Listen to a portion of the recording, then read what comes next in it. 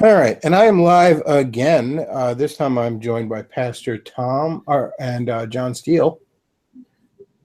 Hey. And both these guys were messaging me about being on when I had. For those of you listening later, earlier in the evening I had on a male to female transsexual. Just to discuss the TQ, as it were, and both these guys were kind of messaging me, sort of indicating they wanted on, but I didn't want to ambush a new guest. I didn't want this person feeling like they were being ganged up on. So bringing them on now. So gentlemen, what did you think about that? About Robin's answers to some of my questions. I'll start with you, Tom.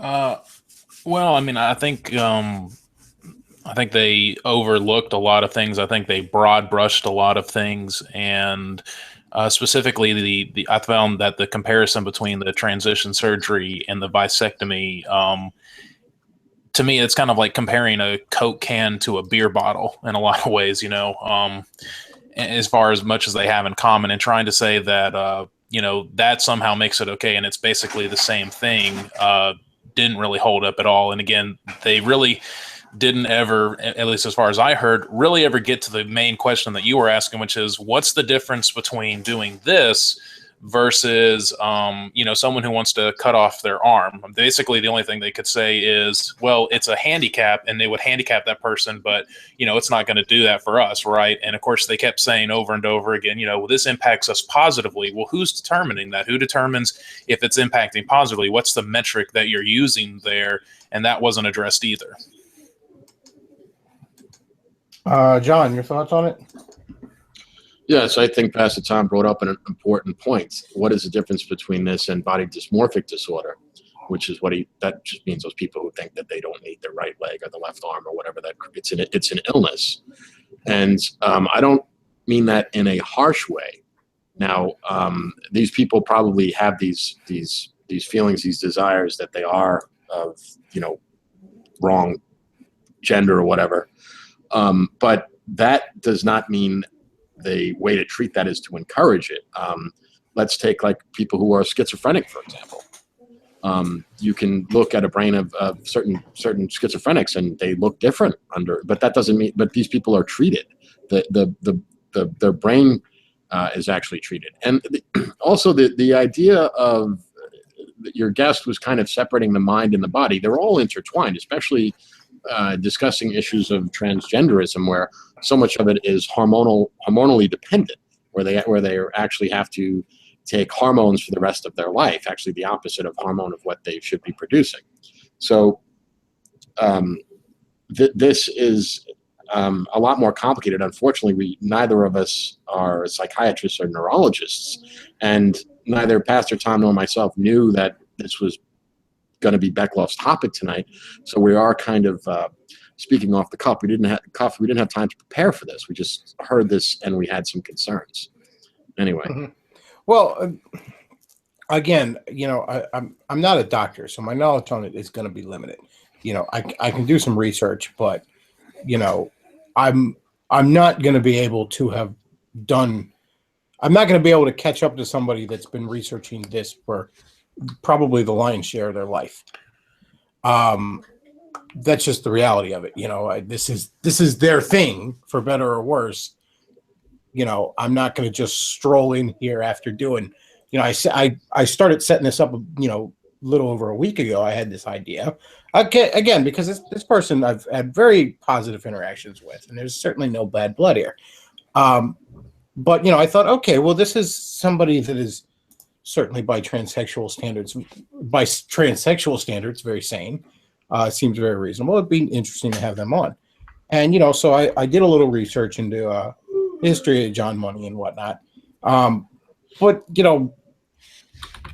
I personally think this person was really underselling how much hormone treatments they need. I can't imagine that it's as simple as they take a pill. And I know when you mess around with something like that, when you do something that messes with the hormone, it causes all kinds of problems. And as I said, anybody who's spayed or neutered a dog could tell you that much. I had a female dog years ago who was spayed and went from extremely active to extremely fat and lazy in the course of like 3 months. Oh yeah, anyone can tell you that. Just like men being treated for low testosterone levels, how there's a link between now where they're finding out that so many men that are being treated for depression, it's just because their T levels are so low. So they should get off the Prozac. Or like women who, breast cancer has been increasing in women when they get treated with estrogen. That's been a big problem too. So yeah,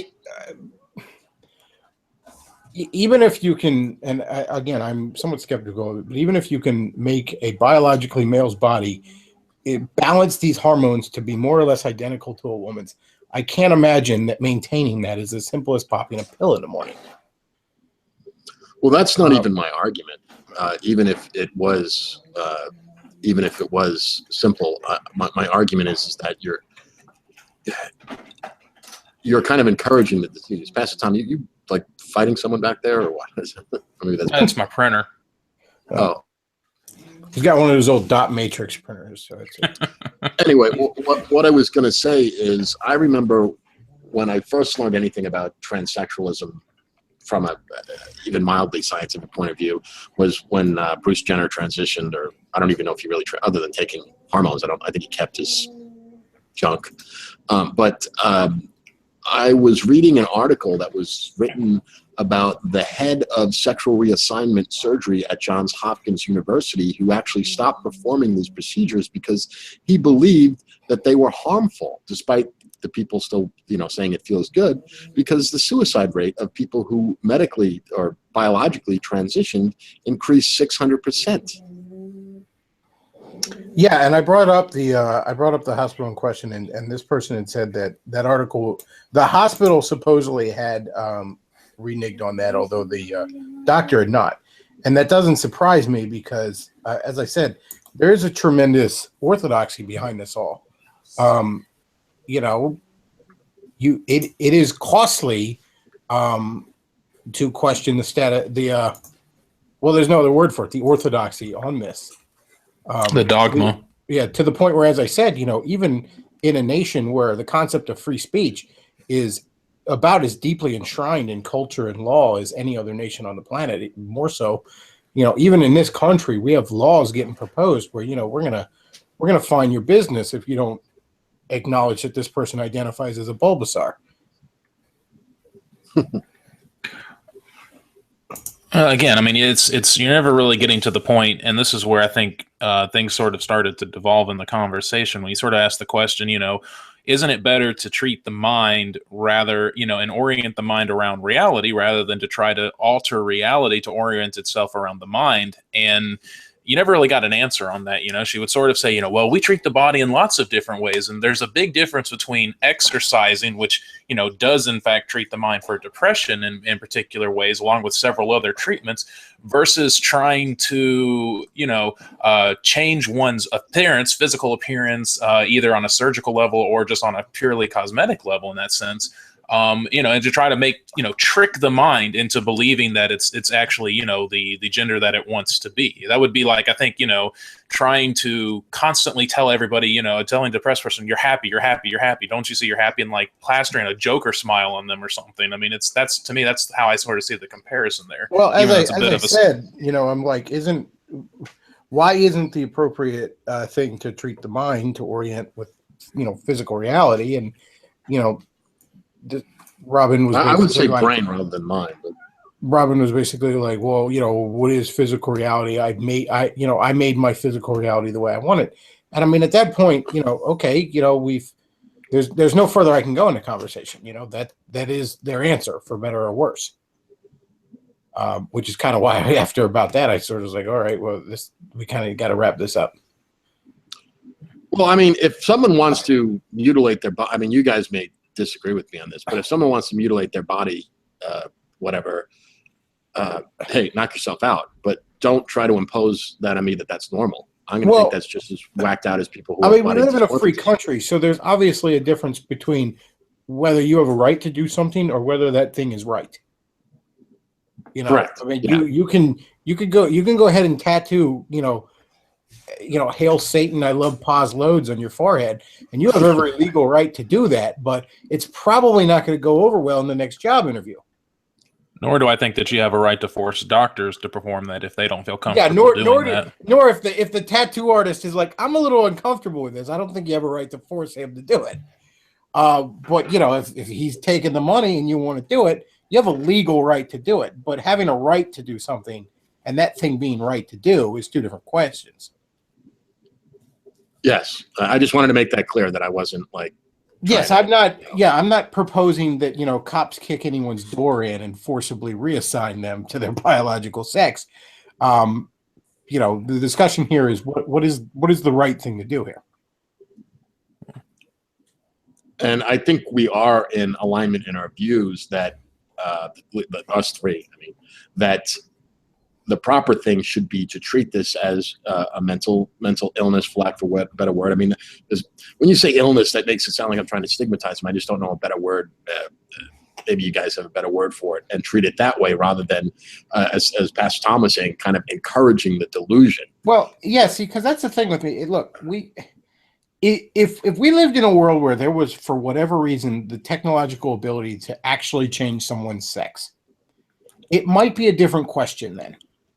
But there is really. What do you mean, like change someone like change the chromosomes? Yeah, on the genetic level, like give someone with double X, give them a Y chromosome. Yeah, if you could just, for whatever means, actually change someone's sex.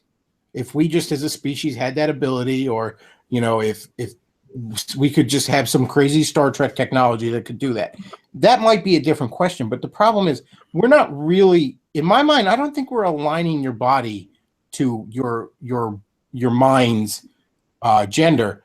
We're aligning your body to sort of look like your mind's gender. We're creating an illusion here. And in some cases, it may be a very convincing illusion. In many cases, it's not. But regardless, Blair White is a pretty convincing illusion of a woman, but that's all it is.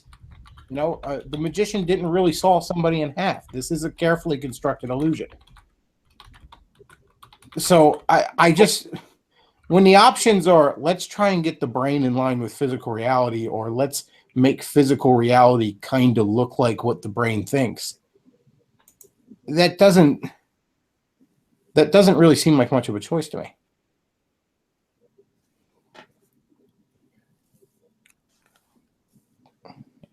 I would agree with that, absolutely. I mean, I think it's one of those things to where, like you said, I think we can agree that there's an issue, and I don't think anybody, even people who are on the opposite side of this, would disagree that there is some type of issue, right? That's why they call it gender dysphoria. So we can agree that that's actually going on, that's what these people are experiencing. Where we disagree, though, is the proper treatment. And the question comes down to is which treatment ultimately leads to human flourishing versus which treatment doesn't lead to that. And then that would cause you to ask questions about, what does it mean to have human flourishing? Does that just mean that the person has happy feelings or things like that? Again, there are significant risks with transition surgeries and hormones and that kind of thing.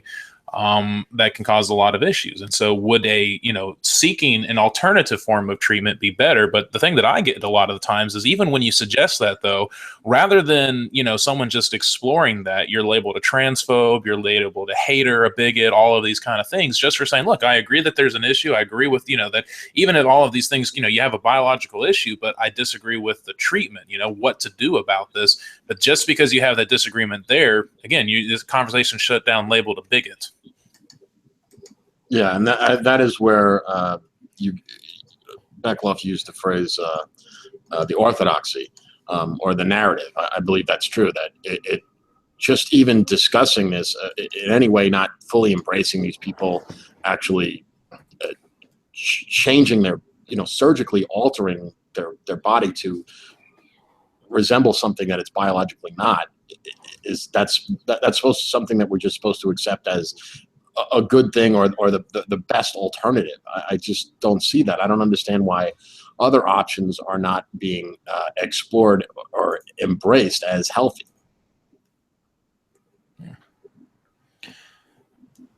I don't know. And it's hard to tell if that's something that's just, to push the idea that there's really no difference between the genders, which again, that science is demonstrating more and more that there are important differences amongst the genders. There's an article the other day where I was seeing this to where, kids, even as young as 8 months old, will still choose particular toys. Boys will tend to choose more, mechanically minded things, whereas girls will tend to choose more socially minded toys. And this is so innate that it's up to, again, 8 months old. So there are, I mean, again, this is biology matters. There are just differences between the sexes, and that's got to extend throughout the life too. So it can't just be as easy to just, switch a couple of things around like that. Well, the interesting thing with transsexualism, and I thought of this during the Bruce Jenner thing, is the very arguments for transsexualism poke at the idea of men and women being basically the same. Because, I mean, if I'm to understand that, this biological male has basically a female's brain, and that's why they have to do this, then you first have to accept the idea that a female has a inherently different brain than a male's. We'll react to that. Yeah, so for the feminists that want to argue that their our differences are only external and our physical social constructs.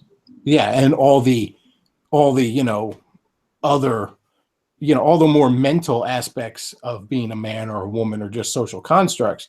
The very idea of transsexualism, even the orthodoxy of it, completely pokes at that.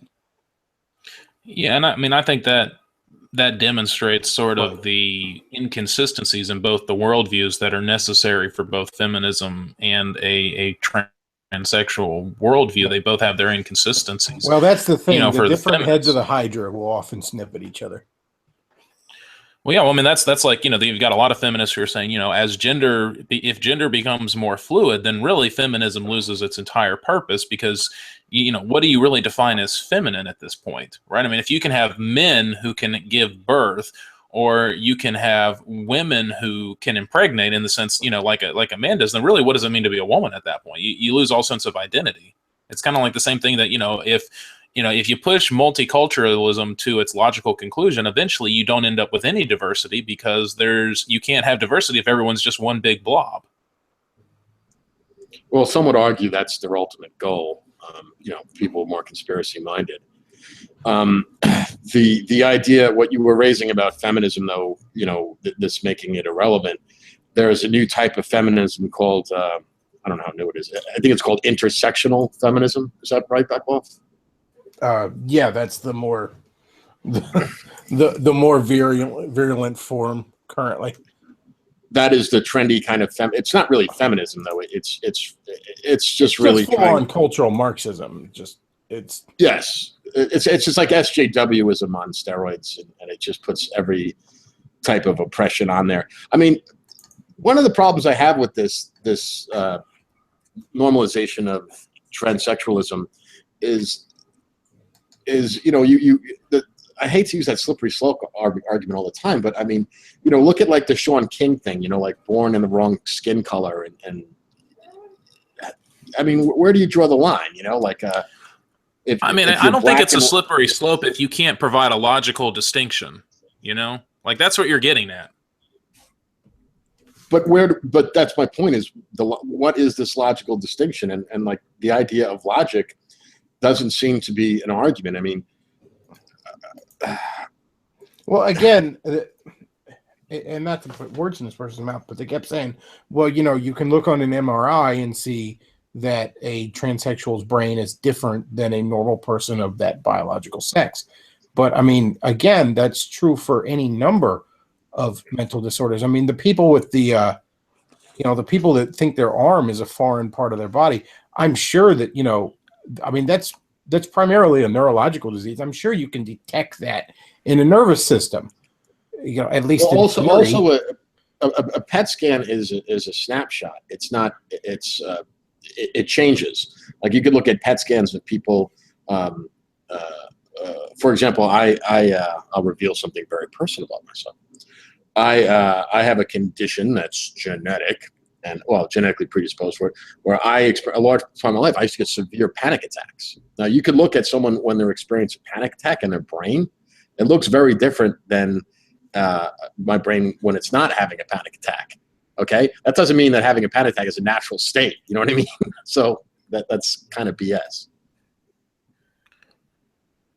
Well, yeah, and again, I mean, even if that is what we're seeing here, like I said, yeah, you can say that there's an issue, but is the proper treatment to, orient what the mind wants to be or what the brain wants to be, or is it better to try to orient around what it actually is? I mean, again, you can tell somebody, for most people, I mean, I think we're talking like maybe 0.5% or 0.2% of the population, there's a genetic defects, but for most people, you either have an double X chromosome or an XY chromosome. So you can tell down to that very level, again, except for in like 0.5 or 0.2% of the entire population. And it's just barely enough to count statistically. Yeah. And again, that's what I was getting at with them. And, their argument was basically, I think it's better to reorient the body. And at a certain point, there's, that's kind of the impasse we were at. So that's sort of why I ended it. Well, I will give your guest credit. Sorry to interrupt, Tom, but I will give you guest credit in saying that I believe that they said that they were against like doing this as children. Like this is something that a decision you only make as an adult. Am I correct that your guest said it? Yes. Robin said that they were okay with blocking puberty, like postponing puberty with hormone treatments, but not actually attempting to shift them in the other way. That is not scientifically accurate. That there are no consequences to. Yeah, that's what I said. I cannot imagine that there are just no consequences to that. I just can't even begin to imagine that. I mean, Robin said there were all these studies, but I'm like, I just can't begin to imagine that doesn't have all manner of unforeseen consequences. Well, that's one of the difficult things with medicine, though, is that a lot of it depends on the person as well. I mean, there's a lot of things that can have consequences for some individuals, but then not have consequences for other individuals. So, there's each things can have inherent and risk involved, but there's not a lot of ways to know until you do that. And you can find that out for like a lot of, medical quote unquote treatments. I mean, just, medicine is just not as cut and dry as everyone would like to think that it is once you actually begin to look at it. No, yeah, it's true. Some people argue that doctors are not even scientists. That's why they call it practicing medicine. I mean, it's based on scientific principles, but it's not. No, I'm not kidding. It is a bit of an art. It's as much as an art as it is a science, because this is why whenever anyone looks anything up on the internet, they think they have the worst disease imaginable because they're just typing in the symptoms. And it's no, that's not what you have, and that's where you have to know the difference. I mean, if you ever seen Dr. House, and yes, obviously that's a dramatization, but this incredible genius doctor, more often than not, resulted in try this. And yes, that's obviously a dramatization, but there's a lot of that in medicine. And a lot of medicine is waiting and seeing too. Sometimes it takes a while for effects to happen. A doctor can't figure out what's wrong with you the first year, but after 5 years, when things get worse, well, then they know what it is because the symptoms show up. Yeah. Mm-hmm.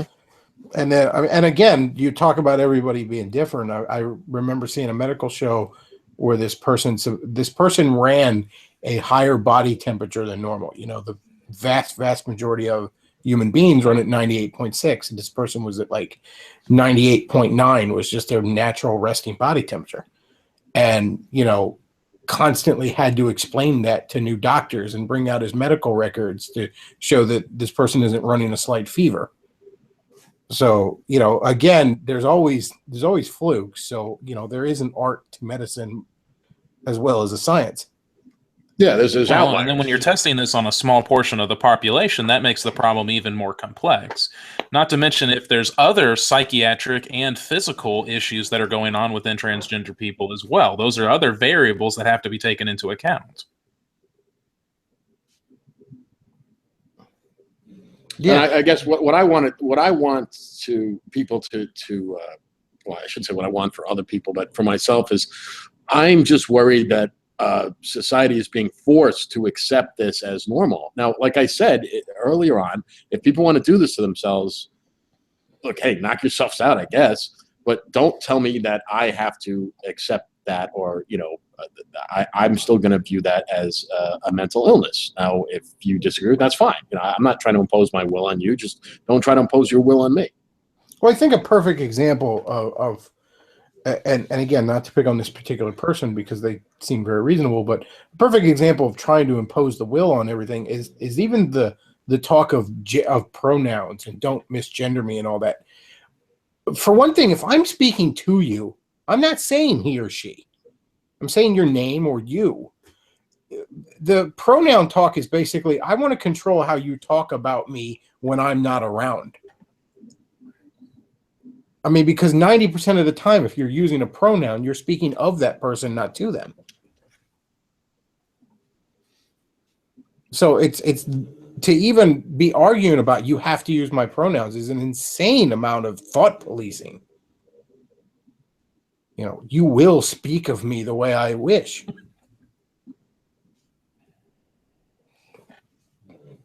Well, I think for me, I don't see how you can make the distinction, because you brought up the person who wants to be the 6-year-old girl.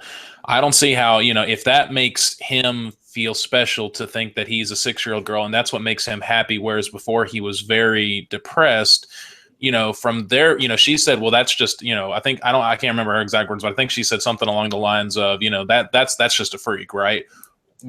How does she draw that, or he, whoever, insert pronoun, how do they draw that distinction between this person's freaky because they want to say that they're a different age, but that makes them happy, that makes them feel better when before they were depressed, versus what they're doing where it's like, well, viewing myself, thinking of myself, and trying to present myself as a woman makes me feel better. Fundamentally, they seem the same to me, or at least so similar. It's a distinction without a difference. So I don't understand how you can logically say one's not okay without saying that, again, while saying the other is. I don't see how that fits out consistently.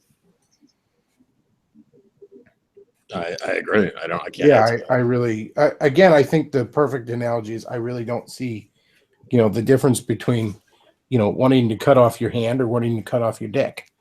And the idea that, well, this handicaps me. Well, I mean, being trans is a social handicap, but if it's supposedly what makes you happy, then what's the difference really?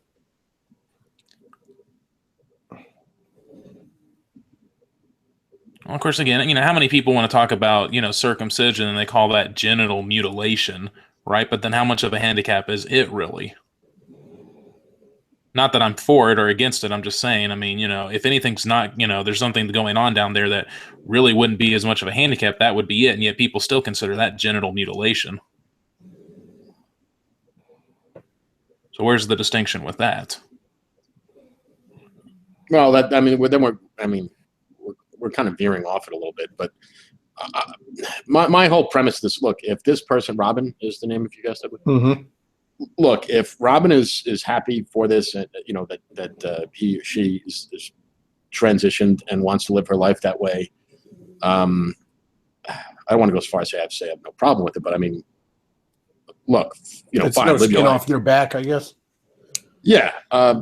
Look, yeah, I don't have any ill will towards him. I don't want anything bad to happen. My challenge is that some of these people kind of saying that this is a good thing. I kind of worry about the implications of that. It's kind of like, I think probably Pastor Tom could probably address this. Like, because he has, a flock, so to speak. I mean, the spillover effect of this, like no person is an island. Your actions impact other people. And I'm not even talking within the religious context. I know that you guys are both, take your Christianity very seriously, but even outside of that, how there's this spillover effect. You know what I mean? Does that make sense to you guys? Yeah. And I don't know if you want to speak to that like, yes, I don't want to impose my will on others. That's not what I'm about. But especially an issue that this is so complicated for me to speak intelligently on it. I'd probably have to go through, 4 years of med school and then, God knows more after that to really understand all the science behind it. But I don't believe it's normal, and I don't believe it should be embraced as normal. And that's that's the thing. Again, when I talk about somebody having the right to do it, it's that sort of distinction between government and society. I don't. If this is what you're, hell bent on doing, and you find doctors that are willing to assist you in it, I don't particularly want, Big Brother to step in and say, no, you're not doing this.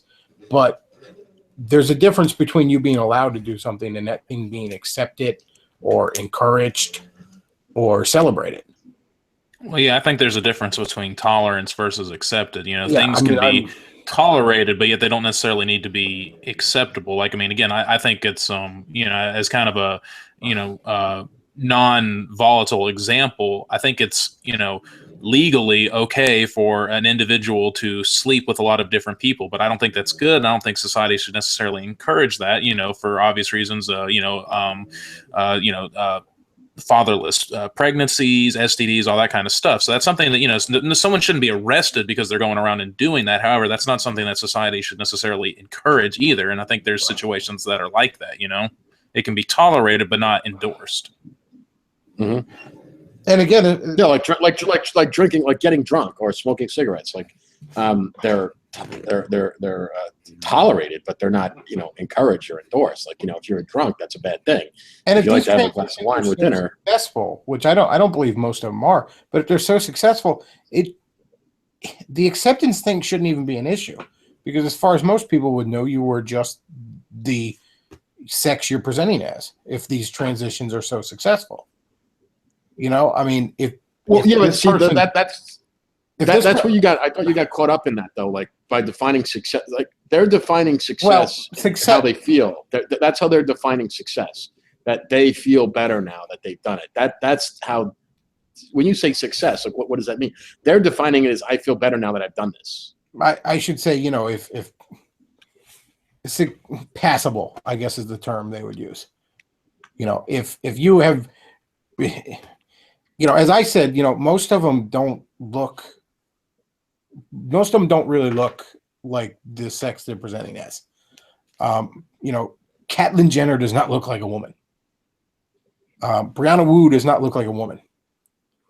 And I don't mean if you look really closely at Blair White, you could see their shoulders are far too wide. I'm not talking about that kind of thing. I'm talking about at immediate first glance out of the corner of your eye, Brianna Wu is obviously not a woman, So I would say if these transitions were successful in the sense of making you truly appear at the opposite sex, then all this trans acceptance stuff and, I have to be allowed to piss in whatever bathroom I want, that would all be a moot point, wouldn't it? Because, when you go to the bathroom at Target, nobody actually fucking looks in your pants. Unless, your Target operates considerably different than mine. I have yet to have an employee do that. So, the issue would be if, hey, that's just a dude wearing a dress trying to go in the ladies' room. So it almost feels like all the kind of pushing the trans acceptance things, if this actually worked the way they said it did, would almost be a moot point. Well, I think there's an issue though fundamentally, which is that as Steele was saying, no man is an island unto themselves, but there's a certain level of thinking within transgenderism that almost forces you to consider yourself completely autonomous. I am totally autonomous from even biological reality, biological fact, and the fact that I can distinguish my mind from biology. And when you approach yourself that way, it sort of leads to the question of, though, how do you interact with other individuals who are not going to make that, right? And so I think that's where it quickly leads to, I need you to say that these are my pronouns. I'm getting offended, just kind of like how I would get offended if, people started calling me Steve all the time. It's like, well, that's not my name. And again, so, there's something by nature that it requires you to think of yourself as completely autonomous, but people aren't completely autonomous. They are, there is a connection to reality as a whole, and again, this larger society. Yeah, Amen. I don't really have anything to add to that.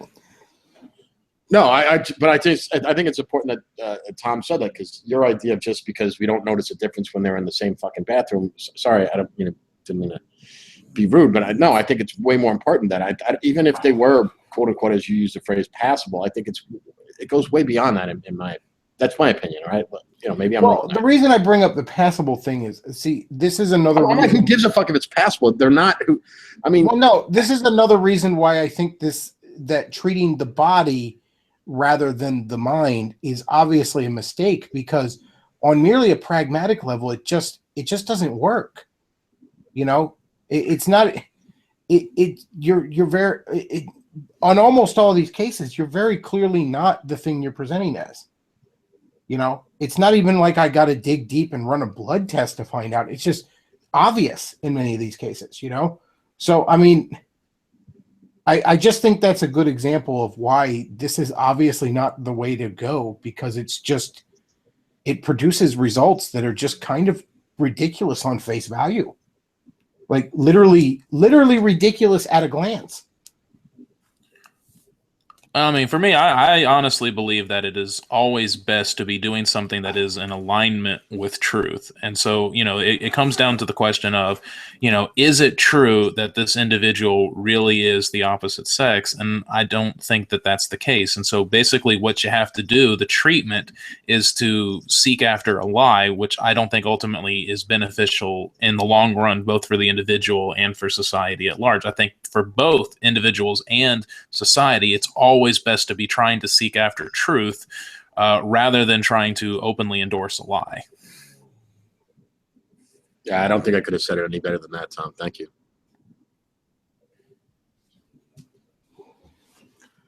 I mean, again, I don't mean that to insulting if there's any transgender people watch. I'm not trying to insult you and be a jerk. That's just my stance. No, nor do I it's think. fine. I don't think that came off that way at all. I mean, I mean, to be honest, because I didn't prepare for this. I'm kind of talked out about it. I just thought that it needed to be addressed because. I think it was good to have you guys on to respond.